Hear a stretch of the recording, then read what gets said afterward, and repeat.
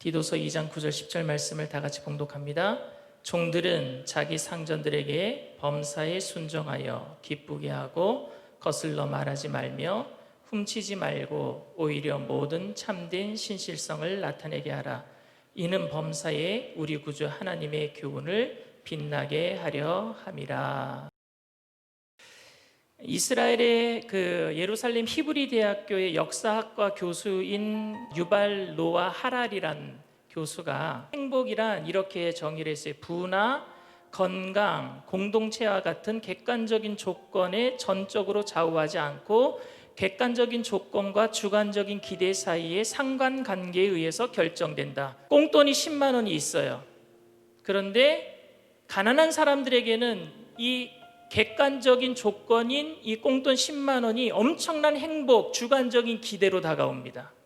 그런데 부자에게는 이 꽁돈 10만 원이 객관적인 조건이 부자의 그 기대감에는 아주 못 미치기 때문에 행복감이 느끼지 못합니다. 그러니까 여러분, 행복이라는 것은 무엇인가 채워져야 하는 조건의 문제이기는 하지만 그 행복을 받아들이는 사람의 주관적인 마음의 상태이기 때문에 유발 노아 하라리 박사가 그런 이야기를 한 겁니다. 진정한 행복과 행복을 느끼는 그 느낌은요, 그 구별되어야 되기 때문에 그렇습니다. 그런 행복감을 쾌락적인 감각을 이야기하는 것이라면은 술 먹고 취해서 모든 것을 잠시 잊어버리고 행복한 감정을 느끼는 것을 행복이라고 말한다면 그건 진정한 행복이 아니지 않습니까? 그러니까 진정한 행복과 이런 느끼는 감정은 구별되어야 된다라고 저는 생각합니다. 반대로 행복감을 느끼지 못하기 때문에 행복하지 않다, 불행하다 말해서도 안 되는 거예요. 반대로 그러면 우리가 일상생활에서 행복감을 느끼지 못한다고 할지라도 불행하다라고 얘기해서도 안 될 것입니다. 낮은 기대감에서 오는 상대적인 행복감을 여러분 진짜 행복이라고 말할 수 있을까요? 그래서 저는 오늘 본문 말씀을 읽으면서 진정한 행복과 행복한 감정을요 분리하고 싶었어요. 구분하고 싶었습니다.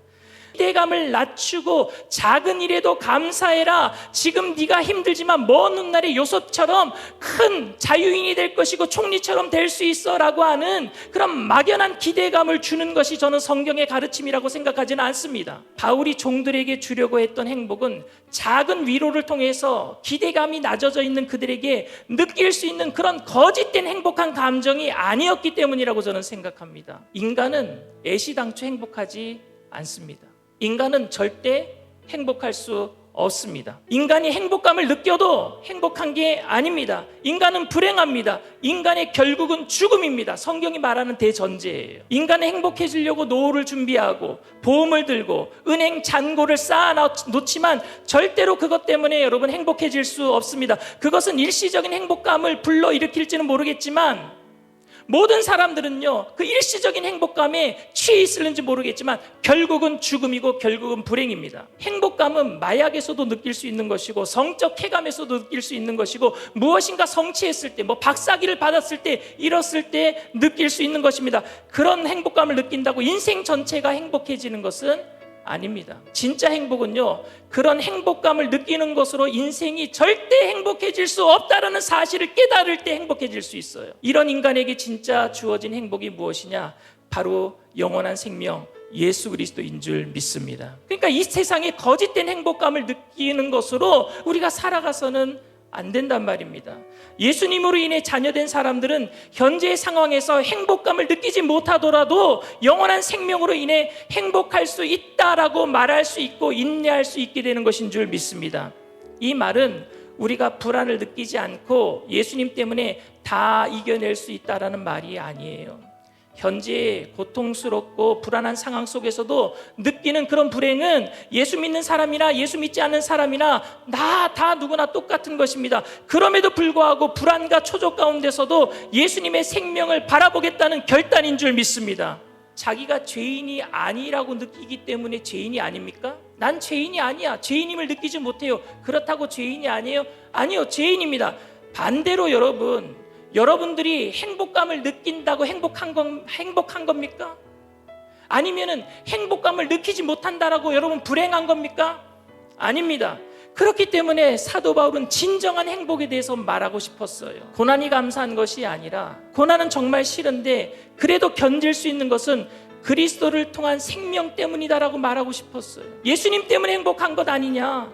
이 세상이 이렇게 부당하게 나를 대우하고 나에게 억울한 누명을 씌우는데 나보고 참으라고 하다니 이건 정말 부당한 요구입니다. 그런데 이 부당한 요구가 제자들에게는 합당한 요구가 되기도 합니다. 우리가 이 세상의 부조리와 싸워 나가는 것이 필요하기는 하지만 동시에 부조리한 세상을 살아가는 천국의 하나님의 백성으로서 이 땅에서 요구되는 삶이 있습니다.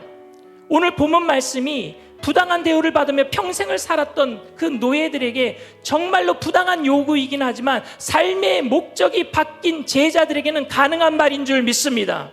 저도 인생이 부당하다는 것을 너무 잘 알고 있습니다. 아이들을 신앙으로 키워보겠다고 생각한 성도들이 학원 보내지 않고 인류대학 보내려고 노력했던 세상 부모님들이 아이들을 키워서 인류대학 보내고 좋은 직장 보냈을 때 나는 신앙으로 키웠는데 우리 아이는 변변치 못한 직장에 가서 저렇게 힘들게 살아가고 있는 모습을 보면은 내가 신앙의 유산을 물려주려고 했던 모든 생각들이 부질없는 것 아닌가 하는 그런 마음 저도 압니다. 인생의 흙수저로 태어나서 아무리 노력해도 한계에 부딪히고 좌절을 느끼고 그나마 먹을 것이라도 있으니까 작은 것에 대해서 감사하자 낮은 기대감 속에서 말을 하지만 큰 성공을 거둔 성과를 거둔 사람들 앞에서 우리의 모습이 얼마나 초라해지는지 저도 압니다. 그렇게 힘들게 살고 있는 그들에게 성실하라라고 말하고 최선을 다하자라고 말하는 것이 얼마나 무모한 말인지도 압니다. 그런데 그들에게 바울은 견디라라고 얘기하고 있어요. 참으라라고 말합니다. 더욱 성실하라라고 말을 합니다.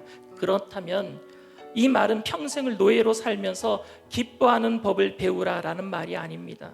작은 일에도 감사하는 법을 배우라는 것이 그런 것이 신앙의 힘이다라고 가르치는 것이 절대 아닙니다. 이 말은 어떠한 경우에도 우리는 영원한 하나님의 나라의 소망을 두고 이 세상을 살아가는 나그네로서 살아가는 부활의 증인이요 제자임을 잊지 말자라는 말인 줄 믿습니다. 바울은 힘들게 살아가고 있는 노예들에게 상전에게 대들지 말고 더욱 순종하고 성실해라 라고 말했습니다. 바울이 말한 것은 일반 사람들에게 대한 요구가 아니라 바로 제자들에게 이야기한 제자도에 관한 내용입니다.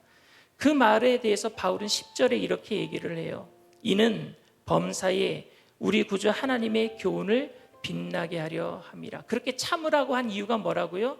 하나님의 교훈을 그로 인해서 빛나게 하려고. 제자니까 참아야 된다. 디도서 2장 5절에도 젊은이들에게 교훈을 합니다.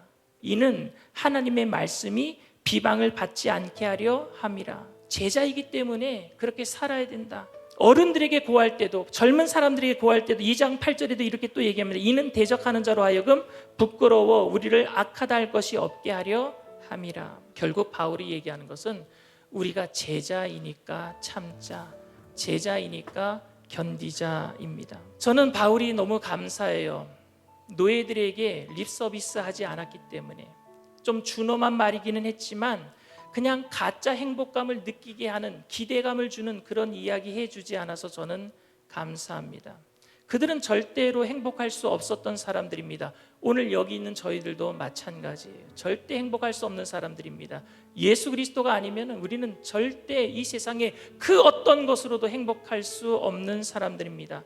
낮은 기대감으로 행복감을 느낄 수 있는 것이나 조건이 바뀌어 행복할 수 있는 것은 결국 시간이 지나면 또 다시 불행을 느낄 수밖에 없으니까 그래서 그들에게 준엄하게 말하는 것, 결국 그래도 우리가 예수님 때문에 행복하지 않니? 라고 말하고 있는 겁니다.